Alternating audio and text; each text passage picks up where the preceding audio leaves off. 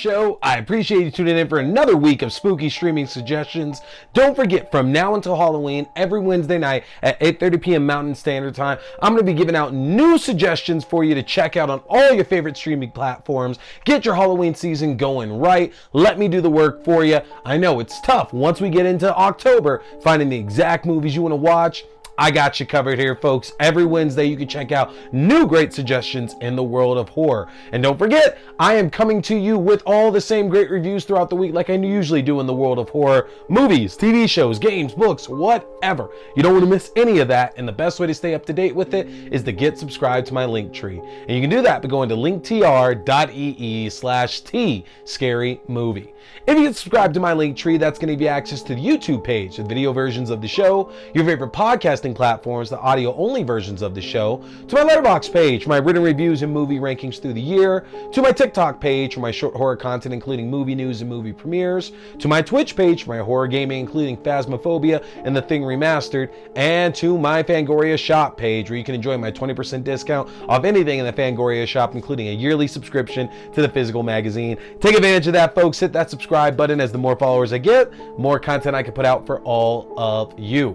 So what are we talking about here tonight, folks? We're inching another week closer to Halloween, and that means it is time for another set of new spooky streaming suggestions. I'm going to do all the work here for you, folks. I'm going to give you some great ideas across all the various streaming services that you're using right now. I'm going to take the work away, make your life easy. So let's not waste any time. Let's get started here, folks, on Shudder. And we are going to start here with a bona fide classic. Folks, tonight we are suggesting Halloween. That is right, John Carpenter's classic that has spawned a franchise that has gone on decades at this point here. But we are going back to the original with Michael Myers returning to Haddonfield to hunt down unsuspecting babysitters, all the while his doctor's hot on his heels trying to catch him. Folks, there's no denying at all that the Halloween series is one of the best horror franchises and one of the best slashers out there, period. But the series did get a little diluted over the years, and so when you're having to take your pick upon which timeline you want to go with, that can make it hard to really enjoy the entire series. So why not just go back to the original, go back to a classic? Michael and Jamie Lee Curtis, that's all you need, folks. Go and check out the original Halloween.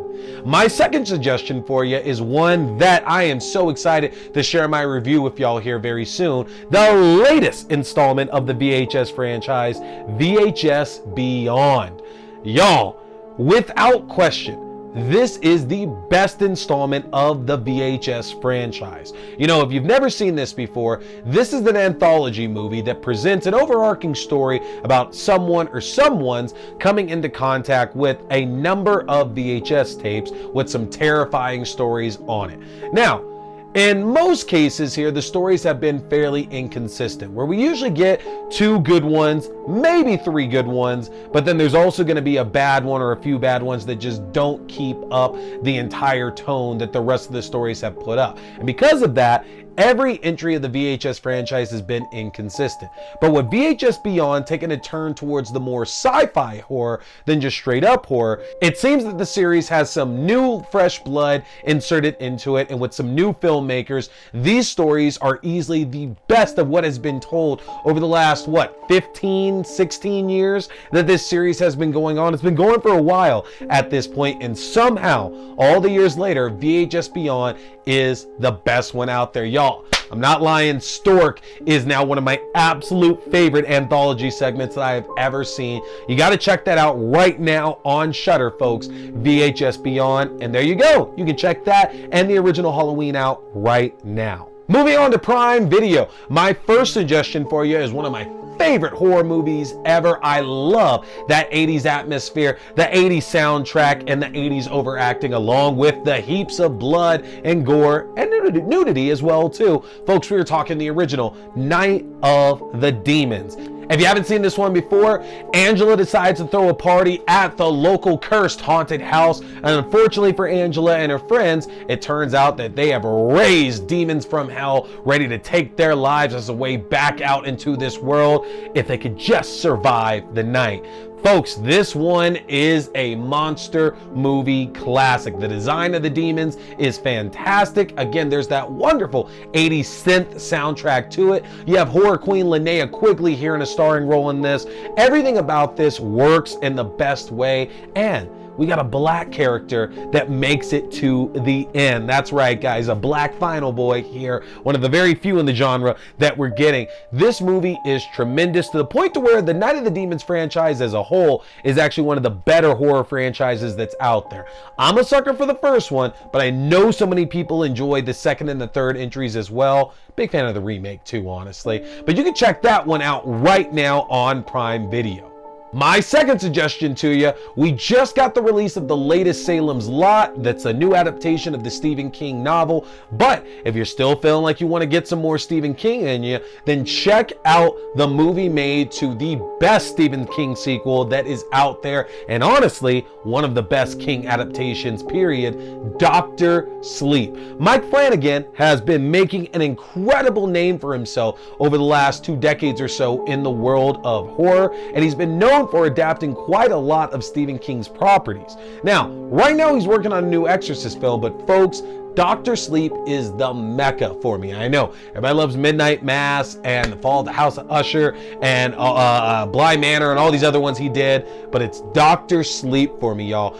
As a person who's not a big fan of The Shining, the story Dr. Sleep is far more exciting to me than The Shining ever could be. I like following Danny as an adult. I like the idea of these soul vampires. They are a terrifying new villain, and Rose the Hat, y'all. Rebecca Ferguson's portrayal as Rose the Hat is one of the best villains that we have ever gotten before, and the fact that she always takes a back seat, it seems, in so many of the films that she's in these days, y'all, that is a villain for the lifetime, and she looks pretty damn stylish in that hat as well too. Trust me, even if you're not a Shining fan, Dr. Sleep is one for the ages. Go check that one out right now on Prime Video along with Night of the Demons. Over on Peacock, well, we know that we just got done losing Chucky. I know, folks, the Chucky series right now is at least canceled at USA and Sci-Fi, but we are crossing our fingers for Save Chucky to work out and for somebody else to pick this up, because we know you can't keep a good guy doll down forever, right? So, see the movie that started it all, Child's Play, the story of a young boy who receives the doll Chucky as a birthday present, only to find out that Chucky is alive and beginning to commit murders around Chicago. Will Andy survive? Check out Child's Play. This is before Chucky got really a lot of the comedic edge that he has today. The franchise as a whole is fantastic, but if you want to see where it all began and see the true horror roots that Chucky came from, you got to go and check out Child's Play. My other choice for you is going to be Blackwater Abyss. I talked about this movie years back when I first started the podcast about a group of friends who decided to go spelunking in a cave in Australia only to find themselves trapped dealing with a bloodthirsty crocodile or multiple crocodiles. Now, this one here is going to give you a lot of memories of like The Descent, for example, because you have a group of people who get stuck climbing in a place they probably shouldn't be, and when they get in there, they find out that they're surrounded by predators that they very clearly don't have the upper hand against. Now, of course, there's infighting and drama amongst them because that's how you build tension. You can't have everything just be nice and well and good. There's, of course, going to be drama to unfold. But, folks, I love me a good crocodile story, and Blackwater Abyss does a really, really good job of expanding that idea of having multiple crocodiles and having multiple people under threat of drowning or getting a big bite taken out of them. You can check out Blackwater Abyss and Child's Play right now on Peacock, folks. Over on Netflix, folks, again, you can't keep a good guy doll down. I am suggesting Child's Play 2. Now, the entire franchise of Child's Play of Chucky is phenomenal, and each entry is going to offer you something different. But for me, Child's Play 2 is the perfect mix of scary Chucky and funny Chucky. You know, everybody always talks about in the Nightmare on Elm Street franchise how it was Dream Warriors. They got that perfect mix of Freddy, from Scary Freddy and Funny Freddy. And here with Child's Play, it's definitely got to be be Child's Play 2, because they managed to somehow, if it makes sense, keep the movie lighter. Like, it seems that more of it takes place during the day, and yet and still that doesn't stop Chucky from being terrifying, coming back to terrorize Andy again, and this time he's a little bit more chatty, and that's a great mix for our 3-foot slasher, folks. So go and check out Child's Play 2. Chucky is back trying to take Andy's body one more time. My other suggestion for you, this is one that I'm sure a lot of you have been hearing whenever you're looking at Netflix horror suggestions, and it's absolutely worth the time to watch it. You can check out The Ritual. About a group of friends go backpacking through the Swedish wilderness after a friend of theirs dies recently. They unfortunately stumble upon the wrong neck of the woods and find themselves in the middle of Norse mythology and a creature that is stalking them from the depths of the dark. Y'all, this is one that it's best to walk into as blind as humanly possible. Even that synopsis I just gave you is probably a little bit too much. Trust me, this one is gonna leave a stain in your mind for sure, because the creature is terrifying, the story set up around it is terrifying, and seeing how their friendships amongst these people gets tested and broken very easily. It's hard not to think about that as the credits roll and you think about the last trip that you might have taken into the woods with your friends. How lucky you might be this time around. This is one of the most outstanding horror films that we've received over the last 24 years of the new millennium. You definitely need to go and check out The Ritual on Netflix right now, folks. Moving over to Screambox, I'm going to start with The Hills Have Eyes Part 2. Now, we've seen the original Wes Craven classic. We've seen the wonderful remake that was done by Alexandre Aja, and both of those versions are great. Both of them also have sequels that also have their own strengths in one way or the other. Now, the sequel to the original Wes Craven classic is actually a lot of fun, because if you haven't heard this before, at certain times in the movies, we get the perspective of a dog, where we actually get flashbacks of a dog from the first movie. I cannot stress this enough, how wonderful a storytelling device that is, to know that yes, this wonderful, great dog is one of our lead characters and therefore deserves its own flashbacks as well. So good. Folks, the story basically follows two of the survivors from the original movie who are now running a motocross shop, and on an outing with their motocross club, they find themselves in the clutches of desert cannibals yet again. That's all you really need to know. No, this movie is not as interesting as the first one or as the remake, but getting dog flashbacks is more than enough worth the price of entry. Y'all need to go and check out The Hills Have Eyes Part 2 right now. My second suggestion for you would be the original House on Haunted Hill. Now, the plot of the original is pretty much identical to the plot of a remake, that an eccentric millionaire has a proposal for a number of guests. Come and stay in this haunted house, and if you make it through the night, you're gonna win this sum of money. But unbeknownst to those guests, the house is truly haunted, and the wife of this eccentric millionaire is also plotting to kill him to steal his fortune as well. Now, this movie, while it doesn't have a lot of the same scares of the remake, now this film actually offers one of the more famous scares of all time. If you go through, you should recognize it, and let me know in the comments section if you know what that one is there, folks, for your chance to win an Abigail Funko Pop that I'll be drawing at the end of the month. That's right, folks. Again, you can go check out The Hills Have Eyes Part 2 and the original House on Haunted Hill on Screambox right now. And to finish things off here with Tubi, my first suggestion for you is going to end up being Species. Now you might remember this late 90s sci-fi thriller starring Natasha Hendrich and Michael Madsen about an alien that is about an alien that's trying to find the perfect mate to reproduce, and while trying to find that is running amongst over downtown LA. It's a sexy sci-fi thriller in this one for sure, and surprisingly still manages to keep up the gore and the scares in this one as well too. Looks absolutely beautiful and HD, by the way, as well too. One of the better transfers that we've had. You can go check out Species right now. But my other suggestion, one of my all all-time favorites. Folks, go and check out The Good Son, starring Macaulay Culkin and Elijah Wood. This tells the story of a young man who goes to stay with his cousin and his family after the untimely death of his mother, only to find that his young cousin isn't as sane as everybody thinks and might have an issue or two with jealousy.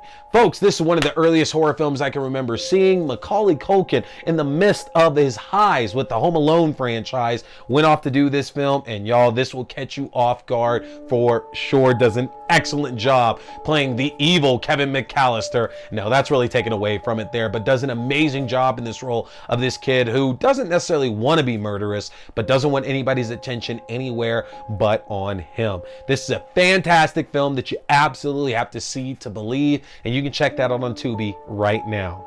Those are your suggestions for the next week, folks. Let me know what you're checking out, and even if you're not watching those, what suggestions you might have for everybody else. Let me know in the comment section for a chance to win an Abigail Funko Pop.